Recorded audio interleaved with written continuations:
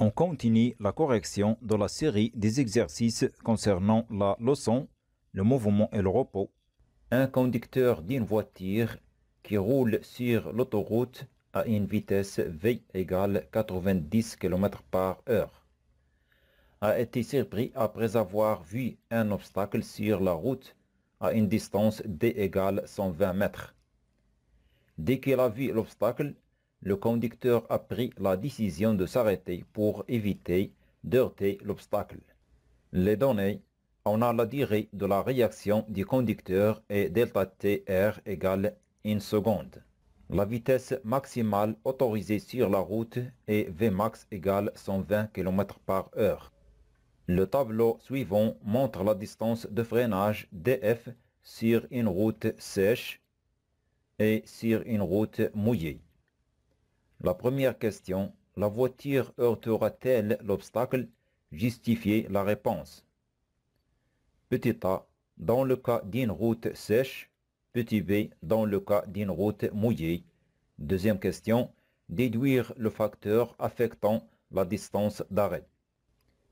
بالنسبة للسؤال الأول، هل ستصطدم السيارة بالحاجز في الحالة الأولى عندما تكون الطريق جافة، وفي الحالة الثانية عندما تكون الطريق مبللة؟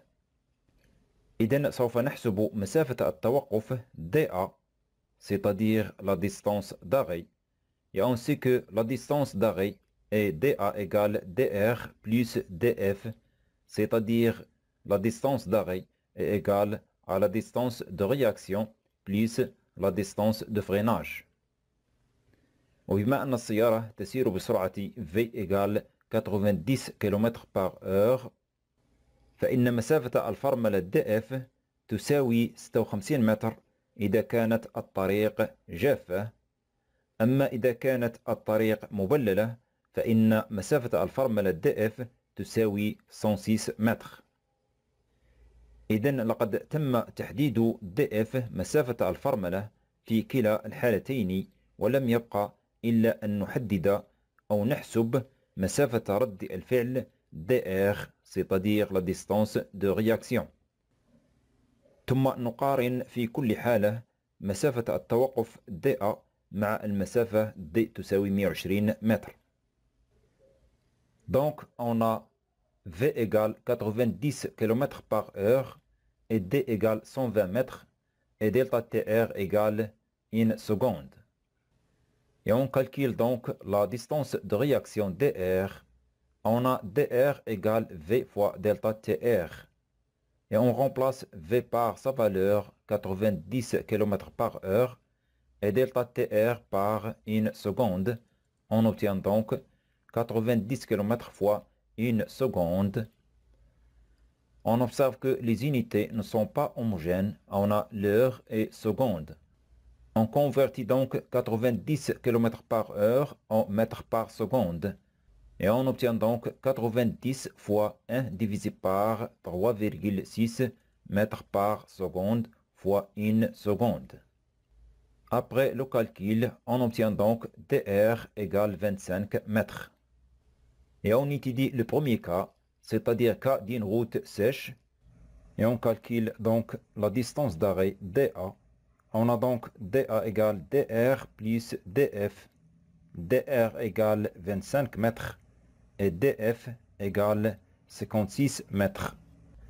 Car la voiture roule avec une vitesse V égale 90 km/h. Et à partir du tableau, résumons les distances de freinage en fonction de la vitesse.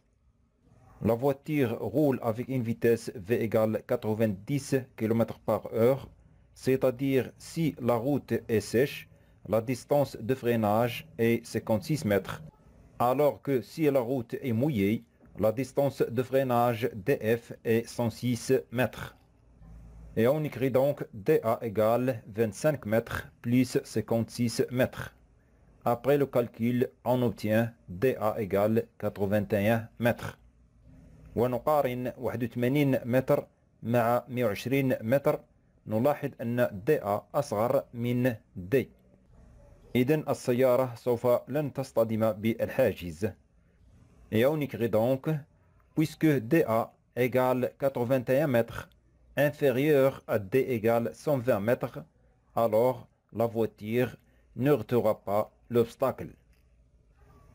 On passe au deuxième cas où la route est mouillée, et on calcule aussi la distance d'arrêt DA égale DR plus DF. DR égale aussi 25 mètres, car la distance de réflexion ou bien la distance de réaction ne dépend ni de l'état de la route, ni de l'état de la voiture, mais dépend de l'état du conducteur. Donc DR égale 25 mètres et DF égale 106 mètres. Et on écrit donc DA égale 25 mètres plus 106 mètres. Après le calcul, on obtient DA égale 131 متر.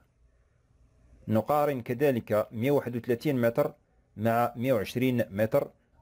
نلاحظ أن 131 متر أكبر من 120 متر، يعني السيارة سوف تصطدم بالحاجز. Et on écrit donc, puisque DA égale 131 mètres, supérieur à D égale 120 mètres, alors la voiture heurtera l'obstacle. السؤال الثاني، déduire le facteur affectant la distance d'arrêt. كما نلاحظ أن السيارة لا تصطدم بالحاجز إذا كانت الطريق جافة، أما إذا كانت الطريق مبللة فإن السيارة تصطدم بالحاجز. إذن العامل المؤثر على مسافة التوقف هو حالة الطريق، يعني عندما تكون مبللة. Et on écrit donc, le facteur affectant la distance d'arrêt est l'état de la route lorsqu'elle est mouillée.